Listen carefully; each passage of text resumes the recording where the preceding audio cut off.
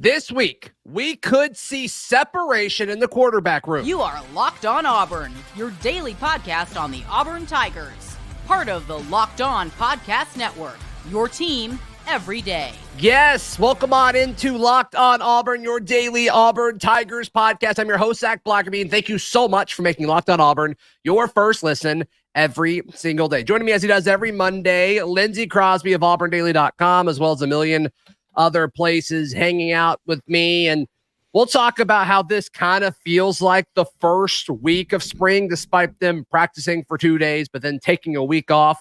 It seems like this is going to be the week where things start to happen. We'll talk about other positions, but when you look at the quarterback room, Lindsay, to me, this is the week where we could see some separation. And that doesn't necessarily mean Payton Thorne separating himself from Hank Brown, from Holden Geriner, and from Walker White. This could be Payton and Hank separating themselves from Holden Geriner or Walker White, or maybe even Walker White separating himself from Holden Geriner. I mean, there's a bunch of different options, but I do think we're going to start to see some of this quarterback drama.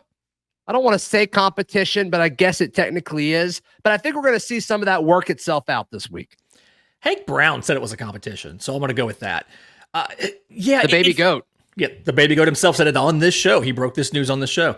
Right. It feels to me like you have to have that. At some, you don't necessarily have to cut it down to two or even, but you have to figure something out. Because if you look at the distribution, I'm going off an article at AuburnDaily.com. Those guys do great work about the order that they went through drills in that first day. It was Payton Thorne first, Holden Geriner, Hank Brown, Walker White. And yes, we know that Hugh wants, 4 scholarship quarterbacks on campus, but you can't really give these guys equal reps and be prepared for the fall. What was the big knock on Payton Thorne and the timing of his transfer last year was that he didn't have a chance to go through spring, get all the reps, get all the chemistry, and 25% of reps is not much more than 0% of reps. And the two things that I'm kind of looking for with these guys this week is we know Payton Thorne's the number one as of now. He's taking the reps as the number one. 2 and 3, Geriner and Brown. When do you see the switch where Hank Brown steps into that number 2? And I say that as like it's for sure because I feel like that's going to happen. Hank Brown's going to take over. It seems like it is. Yeah, I mean, the writing's on the wall for Hank Brown to seal and take that QB2 spot. Mm-hmm. And I think it could happen this week. Over the course of spring break last week, we kind of got more information that leaked out, but it sounded like the first group was led by Payton Thorne. Yep. And then the second offense, it was a rotation between Hank Brown and Holden Geriner. And then the third quarterback was Walker White. So it was 4 guys across 3 groups, but 2 guys were in that middle group. Once again, that was Hank Brown and Holden Geriner separating them. And I wouldn't be shocked if over the course of spring and maybe even this week, Lindsay, where Payton Thorne is with the 1s, Hank Brown is with the 2s, and then you see rotating quarterbacks between Holden Geriner and Walker White with the 3s. That would not shock me at all.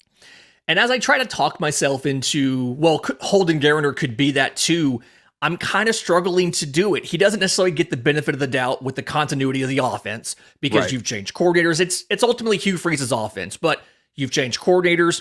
He doesn't necessarily have a ton of continuity with some of the personnel because you've brought in a bunch of guys like a Cam Coleman, transfers like a Robert Lewis. And so, yes, you have familiarity with the program. You have familiarity with the coaches, but Hank Brown has that as well. And the benefit of actually producing when he had an opportunity last year compared to the little bit we've seen of Holden Geriner. So it feels to me like that's your first step is Brown separating from Geriner. And then at the bottom, you have Walker White and Holden Geriner and how long they battle each other for the number 3 reps. And it makes me wonder at what point do you see if Geriner hypothetically does fall down to last on the pecking order, do you see him make a move, a transfer portal move or something like that after spring?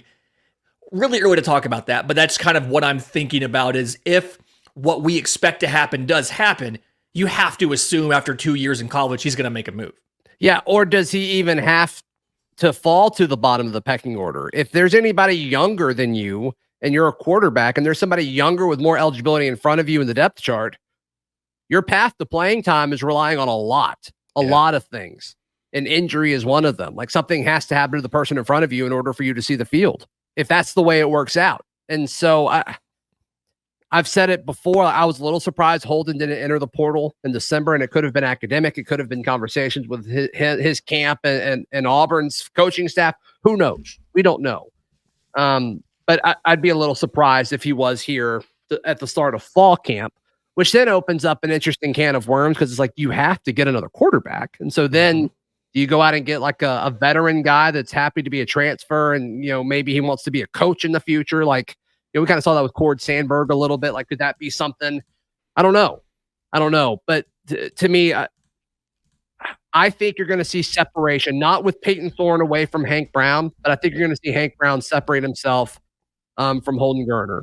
And we'll see exactly what that looks like. We get a 20-minute viewing window on Tuesday. We'll talk to defensive coaches on Wednesday, and we'll talk to players on Thursday. And so hopefully we'll get a little bit of a glimpse there. And of course, we'll share kind of any of the information that leaks out here on the show every single day as well. But to me, Lindsay, this feels like the true start of spring. And I talked to folks last week. It's like, okay, you guys practice twice and then you're off for a week. Like, what does that mean? And they said, hey, we got a lot of good looks out there. We got a lot of good looks. Sure, we didn't have pads on, but sounds like they've got after it both sides of the ball when they were 11 on 11. And so do the coaches put a lot of stock in, the eye in the sky, right? The practice tape that was put on those two sessions? Do they put a lot of emphasis on that?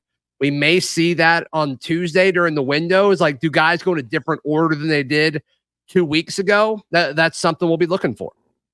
Yeah, they have time to kind of review what happened and make some determinations as to the quality of everything. I do wonder when it comes to the quarterback and the personnel, do you have any faith in either of your two walk-ons, a Jackson Barkley or a John Colvin, to take a scholarship? Or do you decide we have to bring in another player in the fall window? Or I'm sorry, in the spring portal window with the knowledge that you're bringing in a guy to at best be your fourth quarterback? You don't necessarily want to use a scholarship if you don't have to on a walk-on, but at the same time, that people do pay attention to those things. That does mean a lot to those players that earn their chance and make it easier for you to get other walk-ons in the future. We've seen Sean Jackson be a guy who earned a scholarship as a walk-on and get more playtime. And then basketball as well has a similar success story like that as well. So I wonder about that. But either way, I do look for some sort of separation. I am curious to see how quickly Walker White can get himself into a conversation, can separate and get where he could potentially challenge Hank Brown for some reps. I'm not expecting it. He is, obviously. I think that's the storyline next spring. A true freshman, I think Payton Thorne, he'll be out of eligibility, and then it'll be a true battle between Hank and Walker White. I think that's the story a year from now. No question about it. Yeah, it's something where you can easily see how this lines up for the next couple years with eligibilities and everything. But it's just, I'm curious to see what kind of steps Walker White can take between now and the end of spring to show that that's going to be a battle next year. And if they need him this year, he could step in if injury or something like that strikes. Yeah. And then I can hear people typing it in the comment section down below or tweeting us on Twitter or in the Discord, but about Sam Jackson. Could Sam Jackson be an emergency fourth quarterback because he was a quarterback at Cal a year ago? Talked to a source last week. Sam Jackson is not expected to ever be in a quarterback meeting room at Auburn. That is not what was discussed. That was not part of his recruitment. He is here. He is a wide receiver, is what I was told last week. So we'll see if that's true. And, maybe they see him this over the course of spring at wide receiver and they feel like they need to move him. But I heard good things about him in those first two practices. So I don't expect that to be a thing. But maybe there's a trick play in there to have simply because he does have experience throwing the ball. Maybe there's a trick play in there too. Yeah. I think that would be great. There needs to be. I think there needs to be, especially if you do it early in the season where it's like, okay, we got to spend 3 minutes preparing for this every week. Like, I think that'd be good. Yeah. I don't think it's a bad idea at all. So we will see. All right. It kind of feels like spring's actually starting for Auburn. What does that mean for other positions and other young guys that could step up and we see more of this week? We discuss that in just a moment right here on Locked On Auburn. Today's show is brought to you by our friends at Amazon Fire TV. Lindsay, can you imagine? Can you imagine watching something not on Amazon Fire TV? Would never do that. That's absurd. No, that doesn't sound enjoyable at all. Fire TV is your destination for sports, from live games to highlights to in-depth analysis. Fire TV offers amazing viewing experience with smart TVs, as well as the Fire TV stick. They've just got you plug it in, Lindsay, and it turns your TV into a smart TV. Mm-hmm. I think it's great. So they've got all sorts of stuff. They recently created Fire TV channels to deliver a constant supply of the latest videos of your favorite sports brands, all for free. That includes us here at Locked On, and you can make the most of big pro leagues and college conferences as well. So be sure to check out, if you haven't, Fire TV channels. You should. Trust me on this. You can learn more by visiting amazon.com/LockedOnFireTV. Today's show also brought to you by our friends at Game Time. Lindsay, can you imagine buying tickets anywhere other than the Game Time app? Because I can't. Would never do that. That would be a 0 out of 10 because you'd never grade things on a 1-5 scale. That's right. That's right. Why are people asking for 5 stars? You should be asking for 10. You should be asking for 10. Because what if they give you a 4? It's like an 8 sounds so much better. What if they want to give you a 9? Whatever. But Amazon, Amazon, I would too. But Game Time, I'm going to give 10 stars. 10 out of 10 stars every single time. They have what they call the Game Time price match guarantee, which means you'll always get the best price. If you find tickets in the same section or row for less elsewhere, Game Time will credit you 110% of the difference. So you can take the guesswork out of buying tickets with Game Time. Doesn't matter if it's for sports, the theater, concerts, comedy, whatever it is. I used them for a concert that my wife and I went to last week. It was great. So you can download the Game Time app, create an account, and use code LOCKEDON, LOCKEDON, for $20 off your first purchase. Terms apply. Again, create an account and redeem code LOCKEDON for $20 off. Download Game Time today. Last minute tickets, lowest prices guaranteed. Lindsay, there are so many guys that could step up this week with this kind of feeling like a nice reset for Auburn's spring practices. And we said this before, but all of my attention, at least for the first part of the viewing period, outside of quarterbacks, will be on the defensive line. We heard a million good things about Malik Blockton. That's why I reached out and wanted him on the show, because I think Malik Blockton, the true freshman defensive lineman, Marcus Harris's younger brother, I think he's special, Lindsay. I think he's special. And I was just talking about his physical play. And then over the course of spring break, when everybody was off and this information was leaking out, Charlie Five, Auburn message board legend, talked about it on the show last week. But he's like, look, I'm being told that this guy, like, the defensive line underperformed, and he's like calling everybody into a huddle on the sideline and getting everybody right. This is a dude who's like doing his first practice of spring ever. So that to me is just like, that's got it factor written all over it. I honestly love everything about Malik Blockton except for his drink orders. That's just, you got to have ice, yours man. With ice. I not a ton of ice. I don't want extra ice, but I do want some ice. Yes. Okay. Yes. Yeah. I understand getting no ice. Like I can see that. Oftentimes it's not cold though. Like you can't get a sweet tea. I love that he specified it. Like if somebody asked me my order, I would be like, I get this, and like a Diet Coke. Yeah. And I just kind of feel like it's implied, but maybe, I guess no ice is something that you have to like add a caveat to. You do. But I appreciate how descriptive he was when telling us his Chick-fil-A order. Like I would just get an Arnold Palmer, and I wouldn't say light ice or no ice or whatever, just get it. Besides right. Chick-fil-A, like that's the ice. Like let's come on. That's the ice. That's a good point. That Yeah. is a good point. I think it just shows how detail oriented he is. It is like he wants things a certain way. He demands perfection.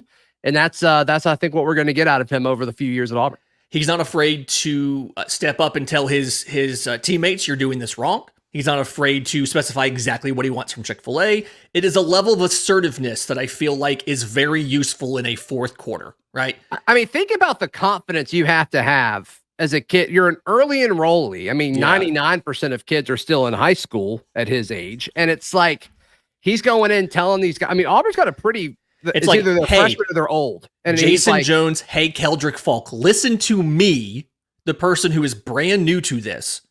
Yeah, Gage Keys, Trill Carter, the transfers. I mean, they're upperclassmen too. It's Zacchaeus Walker. And he's like, hey, we didn't do this right. And just the confidence of that, I think that's going to be infectious. I think that's going to push the fellow freshmen as well as the guys that are older in front of him. So he is certainly somebody that I'm watching to see more of this week. Yeah. Outside of that, my next group that I kind of want to watch, and it's something where I feel like they're undervalued. I feel like we don't really expect a lot here, but linebacker. We talked about this a little bit last week, or 2 weeks ago, because I was out last week at spring training. But DeMarcus Riddick, how quickly can he pick up what the defensive scheme is and what his assignments would be on specific plays?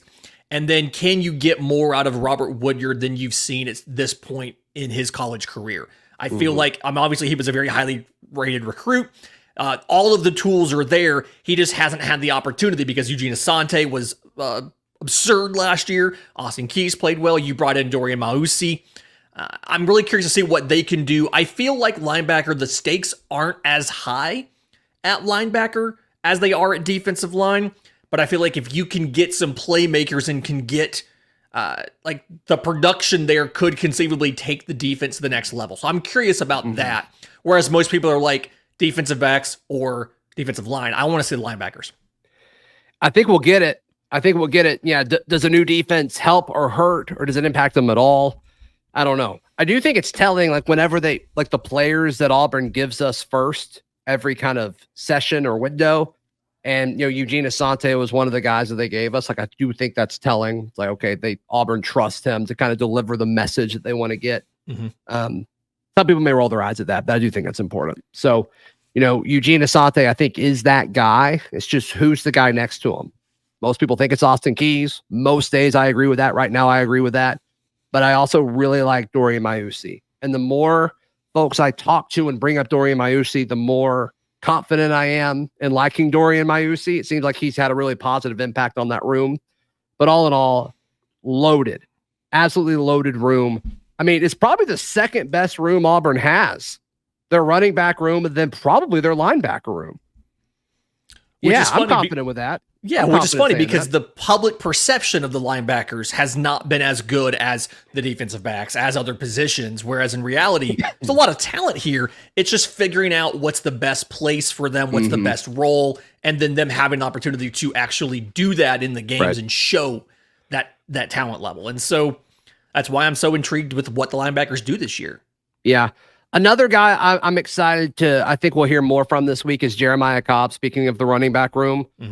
Can he create can he create some sort of separation? Or is this going to be a Jarquez Hunter, Damari Austin, Jeremiah Cobb, and then Brian Batiste kind of the guy, the situational guy? Like, are we going to stay true to where we were a year ago?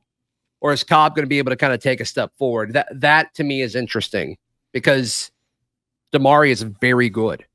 And saying Cobb could pass him is not saying anything about Damari, because I think Damari is exceptional. There were times last year I thought Damari was a better runner than Jarquez, and early in the season he probably was because Jarquez appeared to be nursing some sort of injury. But I just think Cobb is special. He's just so special. So we'll see. But yeah, that's a guy I'm listening out for and gonna ask about extra this week. Yeah. All right, Auburn baseball. They may have just scored again. I mean, they just keep scoring over and over and over again. We'll discuss their interesting weekend because it's kind of a tale of two different teams. That's coming up right here on Locked On Auburn. Today's show is brought to you by our friends at LinkedIn Jobs. Lindsay, can you describe a candidate that somebody would find not on LinkedIn Jobs? Probably would be not on LinkedIn Jobs. Probably somebody who is not a good fit for the job, not qualified, right? Not well spoken, doesn't represent your organization well. Yeah, and it probably takes you a little bit longer too. Oh yeah, but somebody months you do find using LinkedIn Jobs. What are some of their traits? Oh, they are incredibly well qualified. They are well spoken. They would represent your organization in a very good way, and you would find them rather quickly. Can you imagine trying to find a candidate anywhere else but LinkedIn Jobs? I can't. Because here's the thing. The way you said that, people are like, man, I own a small business and I need to hire somebody. But that service, it must cost a fortune to do that. Fun fact. I got news for you. You can post your job for free right now at linkedin.com/lockedoncollege. That is linkedin.com/lockedoncollege to post your job for free. Terms and conditions apply. Auburn baseball, they went 2 out of 3 this weekend, Lindsay. And the game, after the game Saturday, Butch Thompson, you tweeted out this his quote, and I thought it was pretty interesting. But he said that Saturday's loss was like one of the worst games that he's had, or that one of the worst performances since he's been at Auburn. It's like, wow. He didn't throw in the qualifier. That was the worst performance since I've been head coach at Auburn. I mean, wow. Auburn had 7 errors in the game. I ran out of time in the press box trying to find a game with more errors than that. Yeah. Like 7 errors in the game. And then they had other defensive issues that didn't qualify as errors, right? Because there are rules about like what qualifies as an error and what didn't. And there was a situation where somebody bunted down the first baseline and just nobody covered the bag. Everybody charged the ball. Like other things that didn't rise to the level of an error, but were sloppy. And Butch Thompson talks about dominate the routine play. And that is, Auburn did everything but that on Saturday. And then they turn around on Sunday and they just absolutely whacked Austin Peay. It was 20-some. I mean, they're still scoring right now. Like that's the problem I have with this is they're still scoring. It's like 24-5. They're still scoring runs, and the game ended 2 hours ago. That's right. Yeah, I guess we should say they played Austin Peay this weekend. I don't think I said that. Yes. So Auburn is go ahead. The thing I think people need to know about Austin Peay is Austin Peay is not a bad team. I was talking to Mark Etheridge of D1Baseball.com.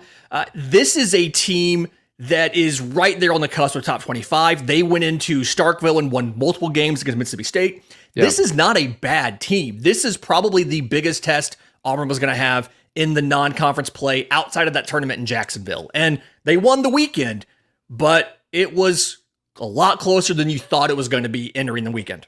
Yeah. Sorry. So Auburn is 12-3 overall. They have a midweek coming up against Troy. That is at Toyota Field. Is that in Huntsville? That is in Huntsville. That is the home of the Rocket City Trash Pandas, AA affiliate of the Los Angeles Angels, and the home ballpark of our thick king himself, Sonny DeShera. Love him. So after that, Auburn starts conference play against a very good Vanderbilt team up in Nashville. What is Auburn ready for SEC play in your mind? So you've got some questions here. It is a gauntlet to open SEC play at Vanderbilt, who's always been a very, very good team. And they play in a tiny ballpark with a whistler that's really annoying. You come home and you host Arkansas, and then you go to Texas A&M.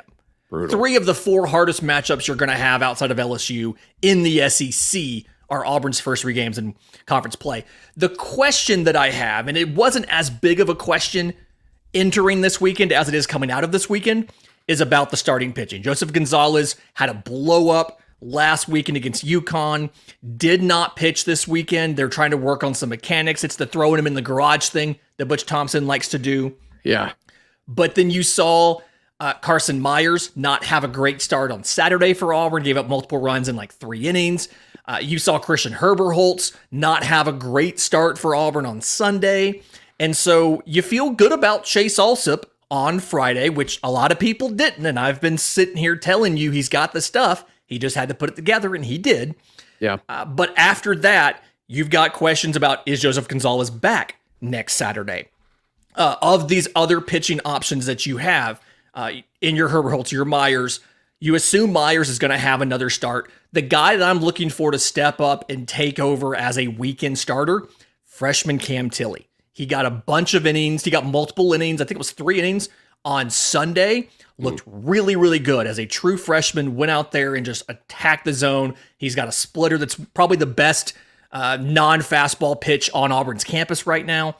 And so what the rotation looks like at Vanderbilt is going to be a really interesting question, but I think Cam Tilley has a good chance to be one of those 3 starters. And so it comes down to, we know the offense can score runs. We know that outside of that Saturday debacle, the defense has been pretty decent. You've got some talented players, Cooper Weiss, Derek Fabian, Chris Stanfield, who is offensively struggling a little bit, but defensively, that's not slumping. Right. And so I think you're ready for conference play with the caveat of provided you make the right choices of who are your starters this weekend, right? Like that's the big question now. And this is something you thought you had figured out entering the season, right? You brought in Myers, you had Gonzalez coming back.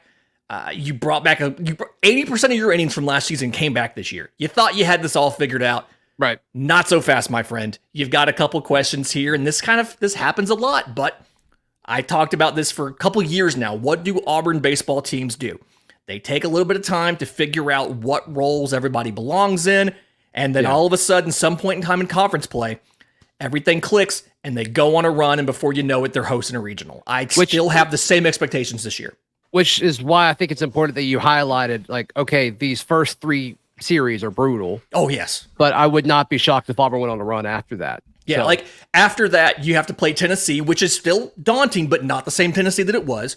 Right. Then you host Kentucky, which isn't as scary. You go to Mississippi State. If there's a time to do that, it's right now. Mm-hmm. Then, yes, you have to go to LSU, but then you get Ole Miss at home and you go to Missouri. Like, it's really not a bad back half of the schedule. Got to survive. If Auburn can come out of those first 3 around 500, you take that, right? Oh, absolutely. If you can come out of that, like it's 9 games. If you come out of that 5-4 or 4-5, you feel good about the ability to go on a run in the back half of conference play, especially knowing that you get a Missouri, you get a Kentucky, you get a State, and you get Ole Miss at home. Although, again, you do have to go to LSU, which kind of sucks. But outside of that, you feel like the rest of them are winnable. Yeah.